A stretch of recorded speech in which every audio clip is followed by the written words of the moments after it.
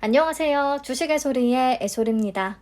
이제부터는 슬슬 9월 공모주 슈퍼위크 때의 종목들을 하나씩 살펴봐야 될 것 같아요.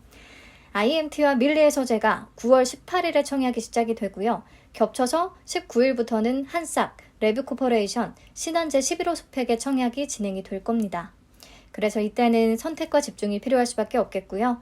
그래도 이들의 환불금으로 9월의 주인공이라고 할 수 있는 두산 로보틱스는 청약이 가능하기 때문에 18일부터 20일까지가 좀 전쟁터가 될 수밖에 없겠습니다. 이 중에서 오늘은 IMT라는 종목을 먼저 좀 같이 보려고 해요. 왜냐면 최근에 반도체 섹터에서 대세라고 할 수 있는 HBM 관련주가 될 수가 있거든요.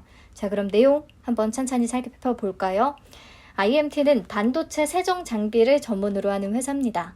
반도체 세정이라는 건 반도체 여러 공정, 8대 공정 과정 중간중간에 남게 되는 이물을 제거하는 것을 의미하는데요.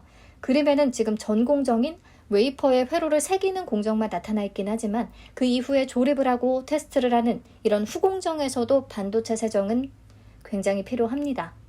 자, 세정이 제대로 이루어지지 않으면 제품의 치명적인 불량으로 이어질 수밖에 없고 이게 반도체 수율을 결정하는 직결되는 문제가 되기 때문에 이 세정, 클리닝은 굉장히 중요하다라고 보시면 되겠습니다. 자, 세정에는 크게 세 가지 종류가 있는데요. 습식 세정과 건식 세정, 그리고 증기 세정이 있습니다. 습식 세정은 화학 용액을 이용하는 방식이고요. 건식 세정은 용액 이외의 매체를 이용을 합니다. 증기 세정은 말 그대로 증기를 이용해서 세정을 하는 거고요. 이 중에서 뭐가 가장 좋냐라고 하면 그런 건 없어요. 사실 잔류물의 성질에 따라서 적합한 방식이 다를 거거든요. 근데 현재 반도체 세정 공정에서 가장 빈번하게 사용이 되고 있는 기본적인 방식은 습식 세정이라고 해요. 비용이 가장 적게 들고 공정이 간단하다는 장점이 있다고 합니다.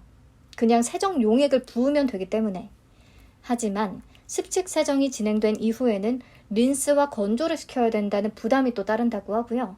이게 화학 용액이기 때문에 2차 폐기물이 발생하게 된다는 큰 단점도 있어요. 게다가 반도체가 점점 미세화되면서 회로의 선폭이 매우 좁고 깊어지고 있거든요. 이렇게 되면 그림에서처럼요. 습식 세정액을 부었을 때 도달하지 못하는 영역이 분명히 생깁니다. 그래서 이전보다 더 많은 세정액을 사용을 하더라도 세정이 제대로 되지 못할 수가 있다는 거죠. 그래서 최근에 점점 중요성이 부각되고 있는 게 바로 건식 세정 방식이에요. 자, 건식 세정에는 레이저를 활용하거나 드라이아이스를 활용하거나 자외선이나 플라즈마를 활용하는 이런 다양한 방식이 있기는 한데 이걸 하나하나 이번 영상에서 다 뜯어볼 수는 없을 것 같고요. 화학 용액이 아닌 기체나 다른 매체를 활용을 한다라고 간단히 정리하고 넘어가면 되겠죠. 자, 건식은 습식에 비해서 투자 비용이 훨씬 높고 세정 방식도 분명히 까다롭긴 한데요. 이물을 제거하는 데 있어서는 훨씬 탁월한 효과를 보인다고 해요. 플러스 표면 손상이나 2차 폐기물을 최소화할 수 있다는 큰 장점도 가지고 있습니다. 그래서 비용이 많이 들기는 하지만 반도체가 고도화되면서 건식 세정의 필요성과 선호도가 훨씬 점점 커지고 있다는 거 알고 가시면 될 것 같아요. 자, 그러면 지금부터는요. 회사가 어떤 건식 세정 장비들을 주로 만들고 있는지 한번 살펴보도록 합시다. 첫 번째, 레이저를 활용한 프로브카드 세정 장비. 프로브카드는 우리가 마이크로2 나노라는 공모주를 볼 때 미리 공부했던 부품이죠. 웨이퍼의 전기적인 동작을 검사하기 위해서 반도체 칩과 테스트 장비를 연결하는 장치다라고 했어요. 프로브카드에 장착되어 있는 프로브 탐침이 웨이퍼를 접촉하면서 전기를 보내고 그때 돌아오는 신호에 따라서 불량과 양품을 선별해냅니다. 그러니까 프로브 탐침이 웨이퍼에 생성되어 있는 칩 단자를 계속해서 접촉을 하게 되어 있잖아요. 이때 이 탐침에 오염물이 누적이 되면 수율이 저하될 수밖에 없다는 거죠. 이 오염물을 세정하는 장비를 IMT가 생산을 한다는 거고요. 이 제품의 주요 고객사는 글로벌 파운드리 1위 업체인 TSMC라고 합니다. 자, 다음 테스트 소켓 클리너. 테스트 소켓은 패키징 공정이 끝난 완제품 칩을 최종적으로 테스트하기 위한 부품인데요. 프로브 카드랑 역할은 동일한데 프로브 카드는 웨이퍼를 테스트하는 단계에서 필요한 부품이고 테스트 소켓은 완제품 칩을 테스트하는 단계에서 필요한 부품이다 라는 게 다르다고 생각을 하시면 되겠습니다. 아무튼 이 친구도 계속되는 테스트 과정에서 테스트 핀이 오염이 된다면 수율이 저하될 수밖에 없잖아요. 그래서 세정하는 장비가 필요한 거고요. 이 부품에 고객사가 많기는 한데 주요 고객사로는 삼성전자와 싱가포르 아민코 등이 있다고 합니다. 자, 다음 여기가 조금 핵심이에요. 회사가 강조하고 있고 우리도 가장 관심이 가는 장비, HBM용 CO2 세정 장비를 개발했습니다. 여기서 HBM 계속 얘기를 하는데 HBM이 뭐냐면 고대역 메모리를 의미하는데요. 여러 개의 D램을 수직으로 연결해서 기존의 메모리 반도체인 D램보다도 데이터 처리 속도를 혁신적으로 끌어올린 고성능 제품이라고 생각을 하시면 됩니다. 그렇기 때문에 특히나 인공지능 시대, AI 시대의 필수제로서 꼽히고 있는 거예요. 그래서 삼성전자나 SK하이닉스 등 이런 대형 반도체 회사들이 HBM을 놓고 경쟁이 심화되고 투자도 확대되고 있는 그런 분위기라고 할 수가 있죠. 삼성전자가 엔비디아에 HBM을 공급한다는 그 이슈 덕분에 7만전자에 복귀할 수 있었잖아요. 아무튼 이 핫한 HBM은 단위 면적당 메모리 용량을 키우기 위해서 수직으로 적층을 해서 패키징을 한다고 하거든요. 그림에서 노란색이 위로 쌓인 것을 보면 되겠죠. 그래서 HBM 반도체 기술 발전에 있어서 가장 중요한 문제는 어떻게 효과적으로 이 많은 D램을 적층을 할 수 있느냐에 달렸다고 볼 수가 있겠습니다. 이 적층 공정에서 수율을 높이기 위한 두 가지 이슈는 다음과 같아요. 1번, 적층되는 상하 반도체 칩의 위치가 틀어지는 문제를 극복해야 된다. 2번, 적층되는 상하 면 사이에 있는 파티클을 제거해야 된다. 자, 여러분, 이 이슈와 관련된 종목들을 조금 직접 찾아보시는 것도 IMT 공모주와는 별개로 큰 도움이 될 것 같아요. 우선 오늘은 IMT에 집중을 하면 회사가 솔루션을 제공할 수 있는 이슈는 두 번째에 해당을 하겠죠. 파티클, 아주 작은 미세 알갱이를 제거하는 역할. 이때 필요한 CO2 클리너를 개발을 했다는 거고요. 주요 고객사는 마이크론이라고 합니다. 굉장히 굵직한 글로벌 반도체 회사들을 고객사로 두고 있었어요. 자, 아무튼 이 HBM은 최근까지도 시장을 뜨겁게 달구고 있는 테마 중에 하나기는 해요. 삼성전자와 SK하이닉스, AI 시장이 뜨니까 HBM을 놓고 한판 붙었다. HBM의 날개를 단 SK하이닉스가 삼성전자와 점유율 격차를 최저치로 줄였다. 10배 비싼데도 없어서 못 판다. 한미반도체는 HBM 관련된 장비를 생산하고 있는데 그로 인해서 매출이 10배 이상 증가할 전망이다. 이러면서 올해 상반기부터 최근까지 이 테마의 힘이 굉장히 강했다는 것을 느낄 수가 있었습니다. 대장주격인 한미반도체의 차트를 보면 또 피부로 와닿는 부분이 있죠. 그래서 저는 IMT를 공모주를 떠나서 HBM 관련 종목으로서 좀 리스트업을 해두고 관심을 꾸준히 가져야 된다는 생각이 들기는 했어요. 자, 여기까지 제가 회사가 주력하고 있는 반도체 세정 장비들을 쭉 말씀을 드렸는데요. 여기에 더해서 새로 진출한 분야가 또 있더라고요. EUV 마스크 베이킹, 레이저 세정 기술을 응용을 해서 EUV 시장까지 진출을 노렸다는 거예요. EUV 마스크는 반도체 노광 공정에 필요한 부품인데요. 노광은 빛을 통해서 웨이퍼에 회로를 그려넣는 공정을 얘기를 합니다. EUV라는 것은 파장이 가장 짧은 극자외선 레이저를 의미를 하는데요. 파장이 짧을수록 더 미세한 패턴을 그릴 수가 있대요. 자, 그림을 보시면 아래에 동그란 큰 웨이퍼에 마스크를 대고서 그 위에다가 레이저를 쪼이거든요. 그러니까 마스크는 반도체 회로 설계도라고 생각을 하시면 됩니다. 마스크 설계도대로 회로가 웨이퍼 위에 그려지게 되는 거죠. 레이저 EUV 극자외선을 쪼이면. 자, 이때 회로의 패턴의 해상도를 높여서 더 선명하게 만들기 위해서는 마스크를 구워주는 베이킹 작업이 필요하다고 해요. 근데 마스크를 오븐 속에서 구우면 열이 마스크 몸체에도 전달이 되기 때문에 미세하지만 마스크 몸체 자체의 변형이 유발이 될 수가 있습니다. 반면에 레이저는 필요한 부분만 정밀하게 베이킹을 하기 때문에 해상도를 높이는 데 있어서 안성맞춤이라고 하네요. 회사는 이 레이저 베이킹 장비를 삼성전자와 공동 개발하는 데 성공을 했고 국내에서는 유일하게 사업을 전개하고 있다고 합니다.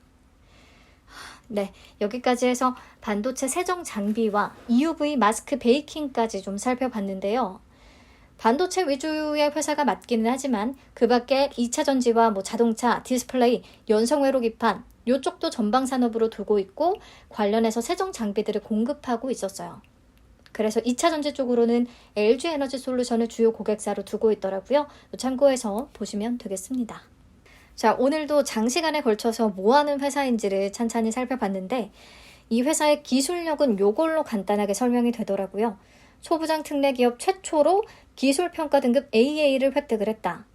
AA는 보시면 매우 높은 기술력을 가진 기업으로서 장래 환경 변화에 크게 영향을 받지 않을 정도다 라고 평가가 되는 등급이에요.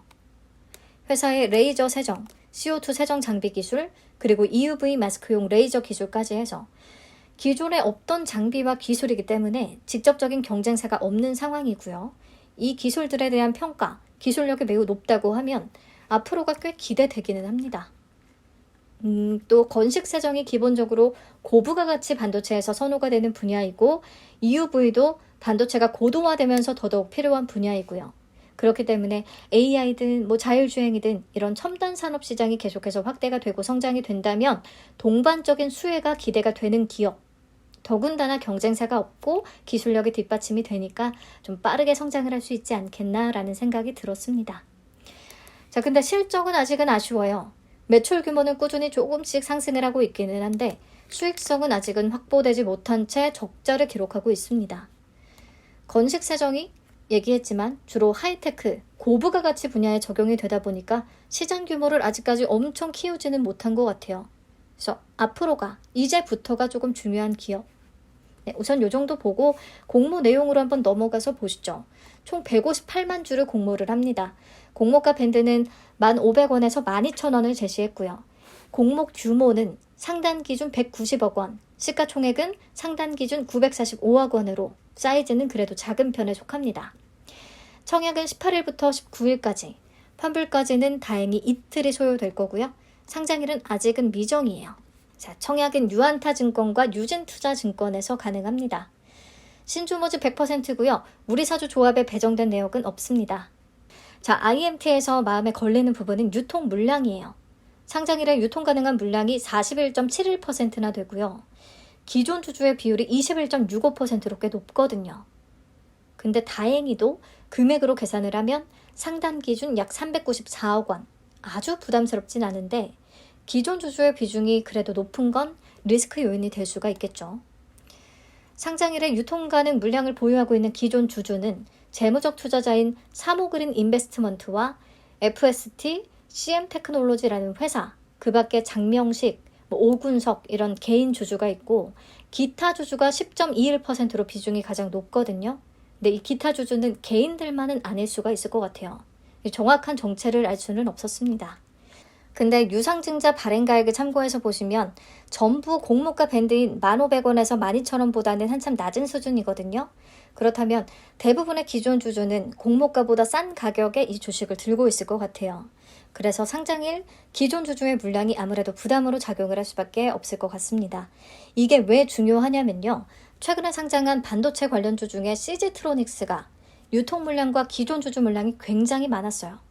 유통 물량이 56.33%, 기존 주주의 비율은 36.35%. 기존 주주들의 투자 단가는 전부 공모가 아래였고요. 이렇다 보니까 상장일에도 그렇고요. 사실 그 이후에 지금까지도 공모가 25,000원 위로 크게 올라주지는 못하는 모습이 계속해서 나타나고 있죠. 물론 미래 추정치 기반의 공모가인데 상단을 초과하는 바람에 더더욱 상승 여력이 제한되고 있는 것 같긴 하고요. 아무튼 IMT도 유통 가능 물량이 40%를 넘어가면 지금 굉장히 많은 편인데 그래도 CG트로닉스에 비하면 조금은 양반이다 싶고요. 무엇보다 유통 가능 금액이 훨씬 가벼워서 IMT가 상단을 초과하지 않고 수요 예측에서 확약이 잘 잡힌다면 그래도 아주 나쁘지는 않은 조건이 될 수 있겠다 싶어요. 네, 그럼 넘어가서 공모가 산정 내역 보도록 하겠습니다. 유사 기업으로는 파크시스템즈, 한미반도체, 프로텍, 코세스, 제너셈, 넥스틴을 선정을 했는데요. 보니까 반도체 세정과 관련된 종목들은 없더라고요. 제가 찾은 세정 관련 대표 종목은 제우스, 코미코, PSK 요 3개 정도였고요. 회사 측이 제시한 유사 기업까지 해서 쭉 내용을 한번 정리를 해보니까 주관사 측에서는 세정 기술에 포인트를 두기보다는 레이저 기술을 기반으로 하고 있는 그런 이제 반도체 장비 회사들을 선정을 했더라고요. 그렇다면 회사가 성장 동력을 EUV 시장으로 잡겠다는 의미로 볼 수가 있거든요. EUV 마스크 베이킹, 지금 삼성전자가 개발에 성공해서 양산 중이고 현재는 국내에서 유일한 사업자라고 하니까 이 부분을 좀 신성장 동력으로 삼고 있는 것 같아요. 근데 아무래도 세정장비 업체들을 포함하지 않았다는 측면에서 비교 기업 선정에 대한 이견이 존재할 수밖에 없을 것 같다는 생각이 들었습니다. 근데 이들 모두의 공통점은 전부 다 HBM 관련주로 엮일 수가 있다는 부분. 네, 우선은 넘어가서 주당 평가가액을 산출할 때 2025년 추정순이익을 활용을 했고요. 25% 할인율로 현가화시킨 125억 원을 적용을 했습니다. 그렇기 때문에 사실상 유사기업과 밸류에이션 비교는 의미가 없다고 생각을 했고요. 제가 궁금해서 찾아본 세정업체들의 PER을 9월 1일 주가 기준으로 계산을 해봤는데 전부 다 20배 미만이었어요. 그렇다면 회사가 공모가를 산정할 때 적용을 했던 피어그룹의 평균 퍼인 21.95배에 비해서는 낮은 수준이거든요.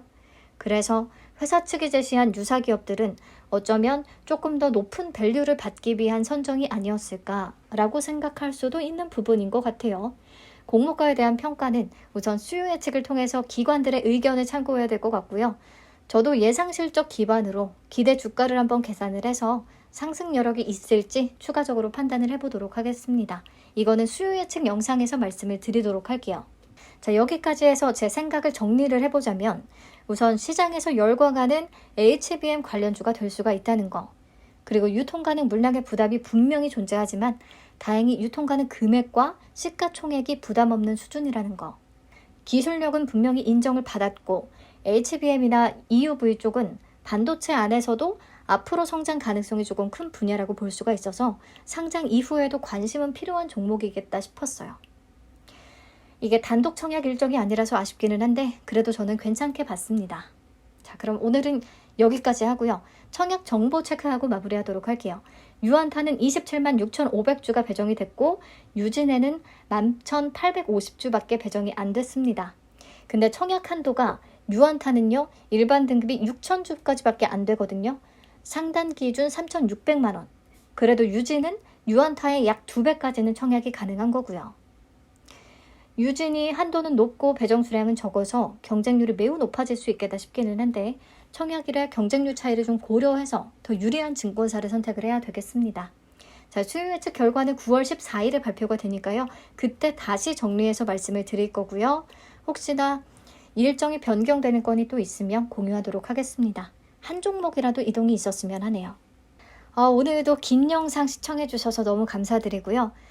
내용이 좀 지루하다 싶으면 스킵하면서 들어주시면 감사하겠습니다. 네, 좋은 하루 되세요.